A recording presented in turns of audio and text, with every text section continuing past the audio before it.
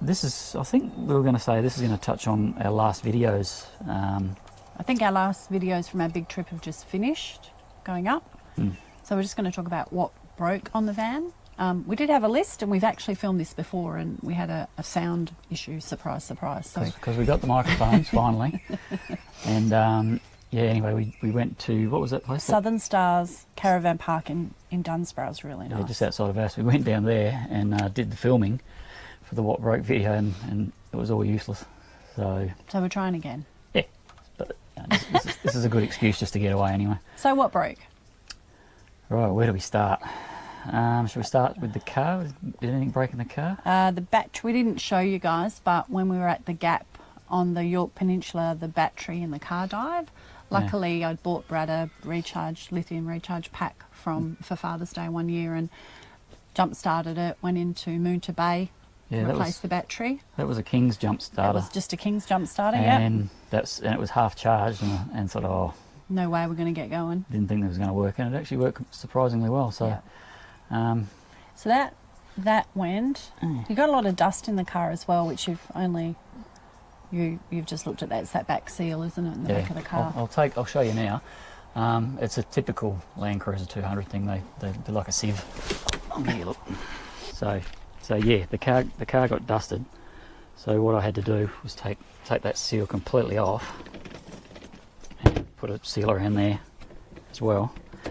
But take that completely off, and then silicone on the inside, and then put it back on. But the dust was actually getting through that part and the tailgate as well. So that's why I put an extra. Seal there.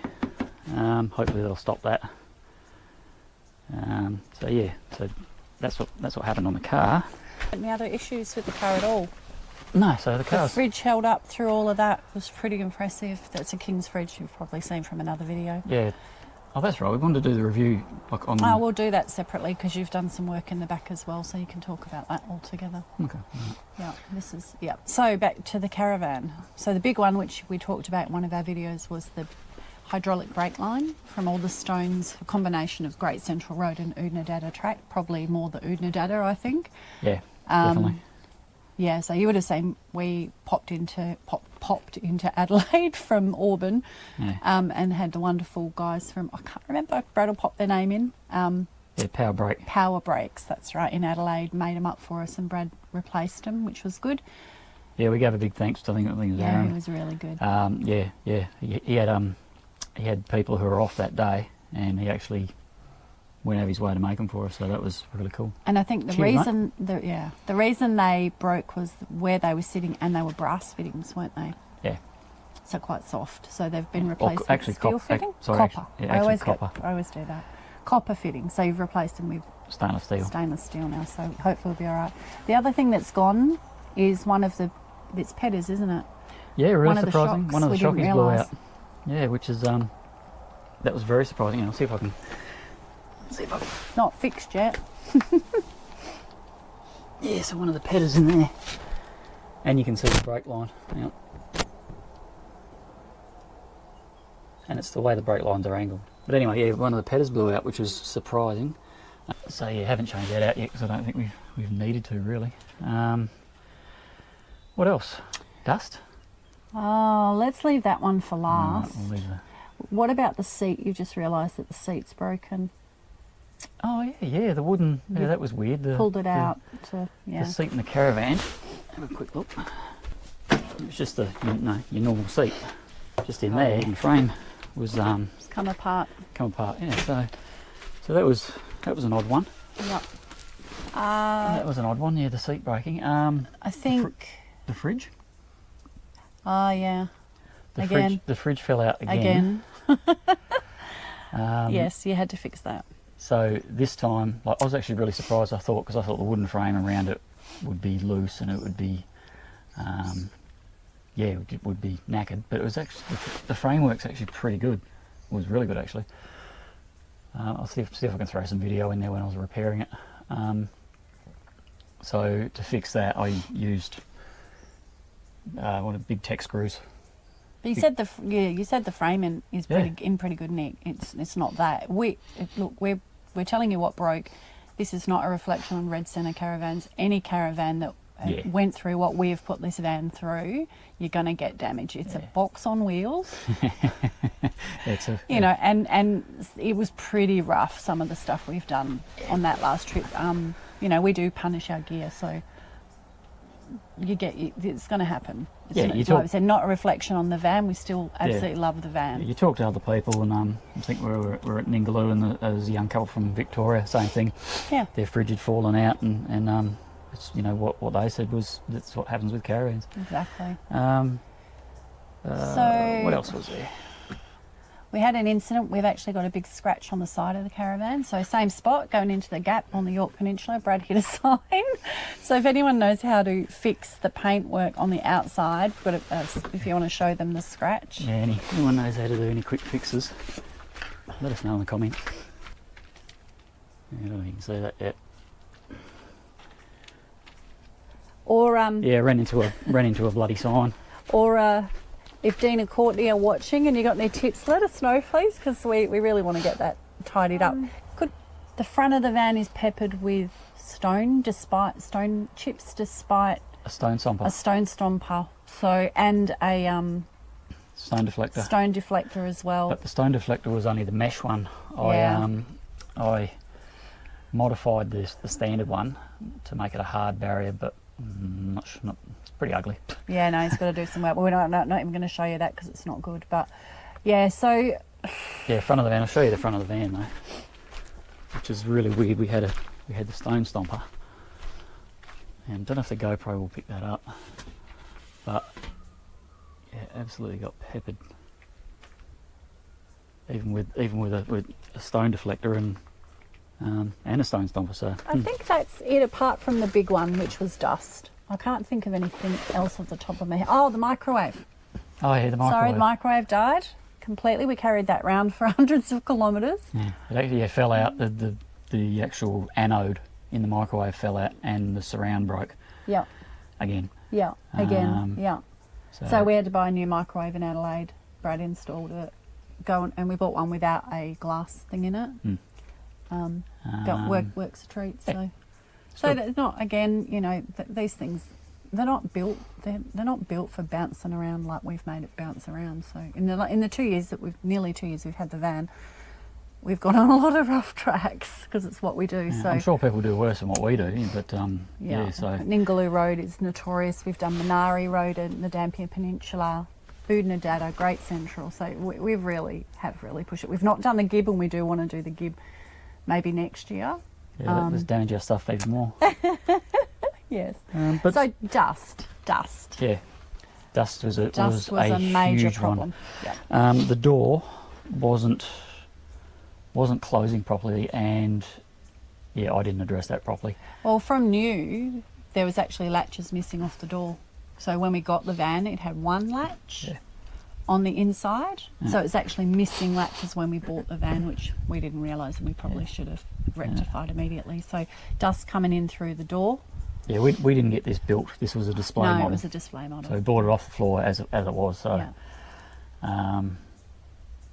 so the door, it came in, and the big one was behind the fridge. The vents. Now this is a compressor fridge, but it had vents, the bottom and the top. Set up for a gas and a compressor fridge, but because the compressor in this is only a compressor fridge, it's 12 volt and 240. The compressor is in the top part of the fridge, so it gets all its ventilation from up there, and you don't get a lot of dust up the top there. No. Some did get in, because when I pulled the fridge out, I blew it all out. It was compressed air. But I'll show you. I replaced the vent. So I replaced the vent with a hatch. So that will stop, and there's a lot of storage for some hoses and stuff. But yeah, so that should stop. A bit hard to record. Do it all. A bit hard to think and talk at the same time. So yeah, replaced the hatch. Replaced the mesh with the hatch. You might be able to hear that compressor going. So the extent of the dusting from the fridge, beside the fridge we've got 2 pull-out pantries and a cupboard, completely full of dust, everything in it covered. Next to that on the left-hand side is the oven, stove oven, and a cupboard at the bottom, completely dusted all the way through, like you wouldn't believe. Next to that is the sink and the cupboards underneath, 2 cupboards, completely dusted all the way through, and not good at all. And then also under the seat where you've put the Enerdrive batteries, the new Enerdrive batteries. Yeah, well, that was. But you think that might be you? That was my fault. I don't think I've sealed the hole up properly. Yeah, so we'll fix that. There was a little bit of dust in there, not that much, but the cupboards were bad because where that hatch is that I've just shown you, the grill, it actually goes right through to the cupboards. There's voids underneath it. So where your inverters and your pumps sit. That was full too. That Yeah. whole cupboard Yeah. underneath the fridge. They're all joined. So completely dusted. So Brad's cleaned it all out, wiped it out had to wipe it out by hand, blown it all out with compressed air, replaced the hatch at the back.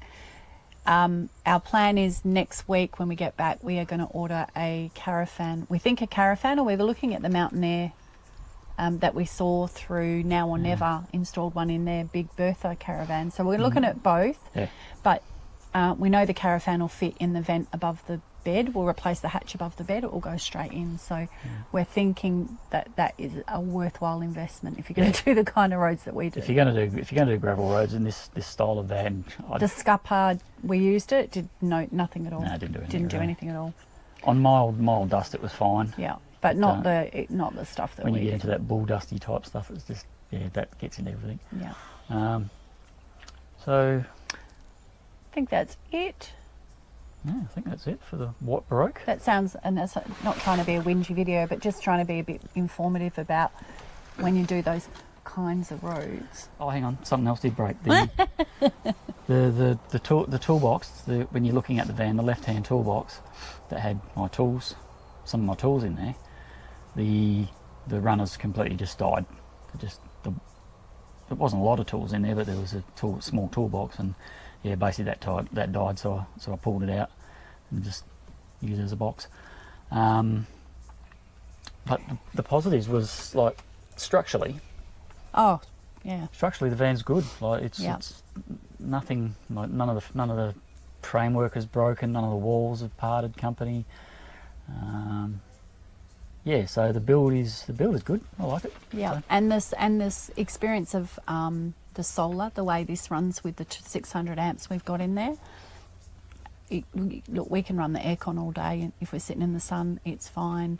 We don't even think. We leave the inverter on at night. Sometimes it's fine. We just. Well, we actually ran the. Getting a sore arm. We actually ran the aircon when we were in Ulara. We did. So we were on power, and we thought the last day we'll take it off power and we'll run it and see how we go. And we did. We ran the aircon all day. So it ran 6 hours during the day. Yep. And it got down to about a third left in the batteries. So that would have been enough to last. Run your fridge during the night, leave everything on, and still have power for the next morning. But then that's with the Starlink and all of that going the whole time as well. And then you'd have to it would charge up during the day. So Yep. So yeah. Nice to know that you've got. Yeah, we don't even think about the power anymore. Yeah, you're not going to run them all night, so that was only during the day while there was some power coming in. Yeah. You need a massive battery bank to do that. Yeah. So we have done a couple of things since we got back from the trip. So there's been some work in the car. We've bought another lithium battery for the car and an inverter. So Brad will take you through all of that. We'll tell you what brand we went with, why, that kind of thing in another video. But yeah. Yep. Thanks for watching, guys. Cheers.